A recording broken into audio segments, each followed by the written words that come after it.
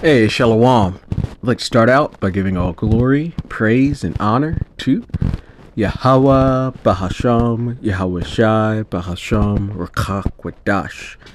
Double honors to the elders and apostles of the Great Millstone. Shalom to the elect of Israel. This is the Mayim in Atlanta, and this video right here that's on the screen was taken last night. The brother Kalak captured it, and we had a fantastic night. We had a fellowship, we did a class, we did some fishing, and just, good time with the brothers. And once the class finished and it was dark, the chariots just started appearing.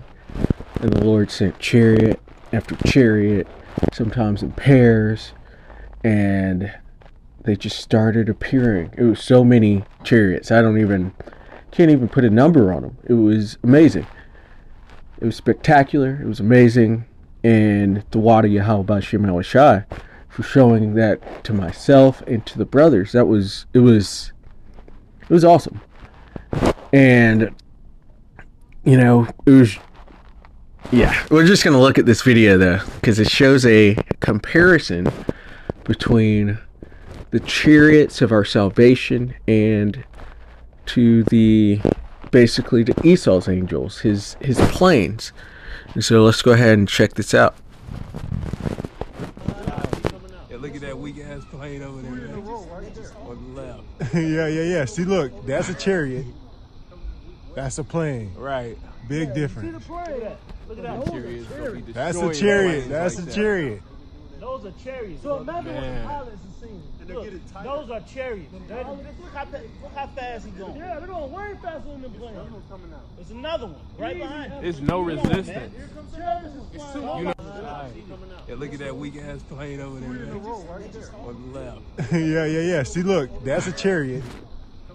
That's a plane. Right. Big difference. Look at that. That's a chariot. That's a chariot. Those are chariots. So imagine what the pilots are seeing. Look, those are chariots. Look how fast he's going. Yeah, they're going way faster than the plane. There's another one right behind him. There's no resistance. Yeah, look at that weak. And if you didn't know, that's what this world calls a spaceship or UFO or UAP. But these are actually the chariots of the Lord, the chariots of Israel, the chariots of our salvation. And they are amazing to see.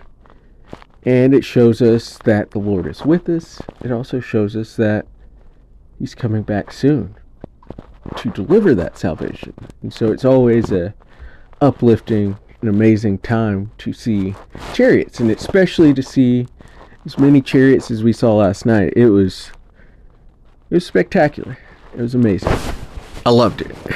You can't tell, I'm still grinning about it. That was amazing. But the Lord is coming back soon. Yahweh Shai is returning soon, and He's going to return in chariots.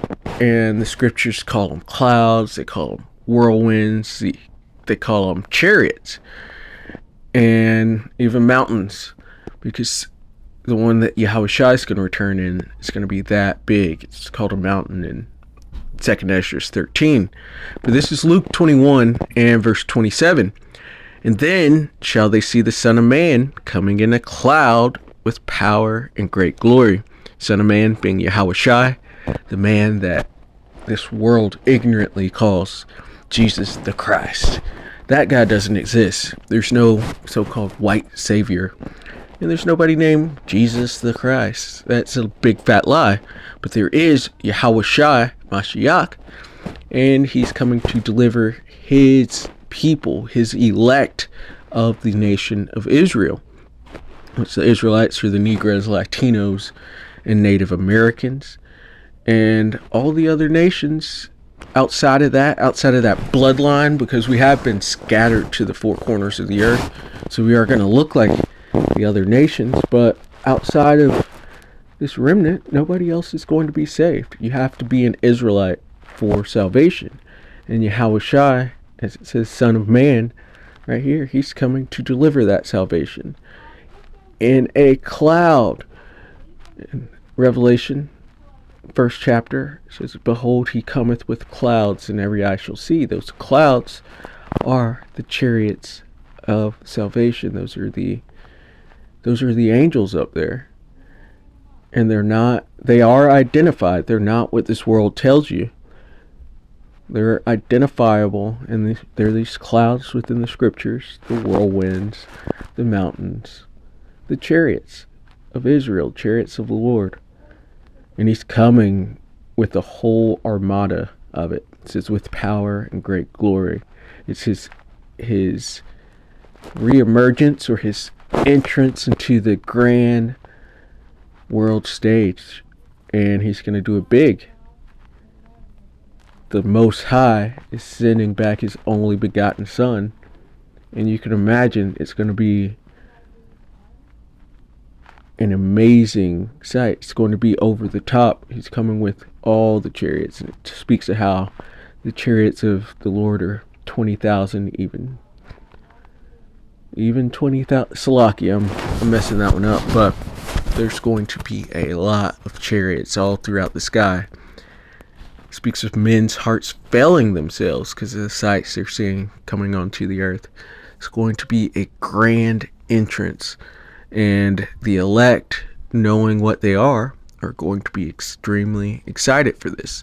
The other people are going to be thinking that the Earth's being invaded by aliens from Mars or whatever and whatnot, but we know that that's Yahushua and his angels returning. Verse 28, and when these things begin to come to pass, then look up and lift up your heads, for your redemption draweth nigh. And we were looking up last night, lifting up our heads, and knowing that this redemption is coming. It is soon. You can see the signs within the earth, the way the people are, the wars and rumors of wars, and this economy crashing, Esau being exposed, especially Amalek. Amalek's being exposed for not being the true people of the Lord, which they're not. Those small hatters are the Amalekites. The Lord hates them. He's going to have war with them generation after generation. They are being exposed, which means the wicked are being exposed, which means Yahushua is soon to return. But we've got to get through Jacob's trouble. We've got to get through the MOTB, which is the RFID micro C hip. We've got to get through World War III and the famine and all the plagues that are coming upon the earth. But at the same time, we know the Lord is with us, and we have to put on as that hopeful elect so that we can receive this salvation, because America is going to be nuked, and the only way out is up through the clouds, just like we saw last night with the chariots. Book of Isaiah 31 and verse 5. As birds flying, so will the Lord of hosts defend Jerusalem. And I just saw another video of chariots last night, and this morning, and they're flying around, so many of them. And in the comments, somebody said those are birds. They're not birds. Those are the chariots of the Lord. But they do fly just like birds.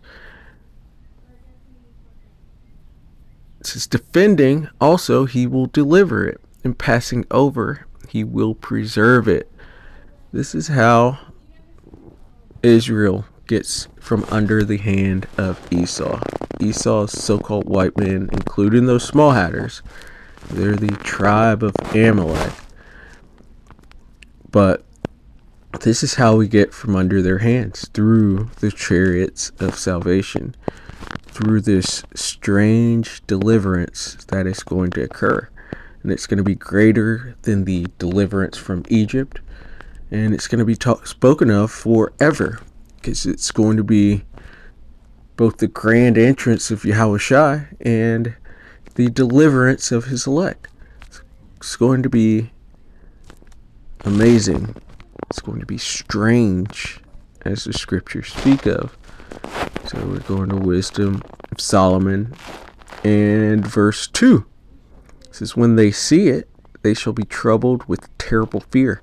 Actually, let's go up a verse to verse 1. It says, then shall the righteous man stand in great boldness before the face of such as have afflicted him. The righteous man being the elect of Israel, the prophets standing up and spitting the truth, giving the people the truth of the scriptures, the truth of history, and just the flat out truth, the Lord's truth.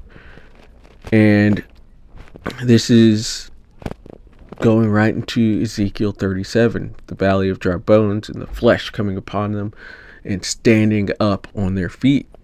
That's the righteous man, the righteous being Israel, the Negroes, Latinos, and Native Americans, as well as are scattered. That's the righteous bloodline, and this is to defeat the wicked bloodline. But it's not a war with sticks and stones and swords and guns and spears and whatever. Not a carnal war. It's a spiritual battle. And it's won by just telling the truth. But we've had so many lies told to us in Esau's world, because they're nothing but liars, and have been demonized to such an extent, and have been killed in the past for doing things like this. Or not that this has been done in the past, but if we stood up in the 1920s, we would have been lynched. And so it's both a bold and a righteous thing to go wake up the elect, to preach the Lord's word, stand up for the Lord against the evildoers. It says, then shall the righteous man stand in great boldness before the face of such as have afflicted him. The Edomites, the so-called white man, has completely persecuted, including the small hatters, have persecuted the Israelites, the so-called black man, or Negro, the Latinos and Native American. They've persecuted us for centuries, as well as our own people, which the 2/3 are going to get it as well, and our women that have taken to the doctrine of these Edomites and taken to their ways. We have been persecuted, and then as well as the other heathen. And now we're standing on our feet. It says, before the face of such as have afflicted him. And it has been affliction, and made no account of his labors. So-called Negro has made countless inventions that the Edomites have just taken over. And then don't even mention it. Think of Lattimore and Edison. And Edison took the credit for the light bulb, for the filament. And there's countless other inventions as well, other things that have happened, including the building up of Babylon the Great, aka America. And you look at the scriptures, the Edomites have committed blasphemy and iconoclasm by changing all of the characters to resemble them, which a picture says 1,000 words. That's a really extremely wicked thing they did, but that discredits who we are as the Israelites, the Negroes, Latinos, and Native Americans. They made no account of our labors. They've rewritten history and just completely removed us from it and placed themselves for all the good parts, and then anything bad they'll actually show us. But they made no account of our labors. It says, when they see it, these being the ones that have afflicted the Israelites, when they see it, they should be troubled with terrible fear. For us, seeing the chariots is joyous and makes you shout to the Lord and thank you. The water, Yahweh Shem El Shai. Call halal, Yahweh Shem El Shai. Barakatah, Yahweh Shem El Shai. But we shout in joy, but the wicked, the Edomites, the 2/3 of the nation of Israel, the other heathen, This terrifies them.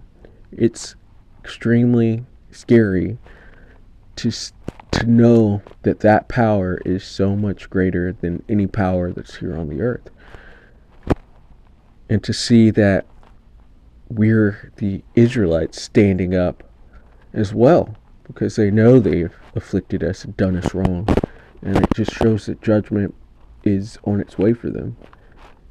It says that they shall be troubled with terrible fear, because it's a frightening thing to be an enemy of the Lord.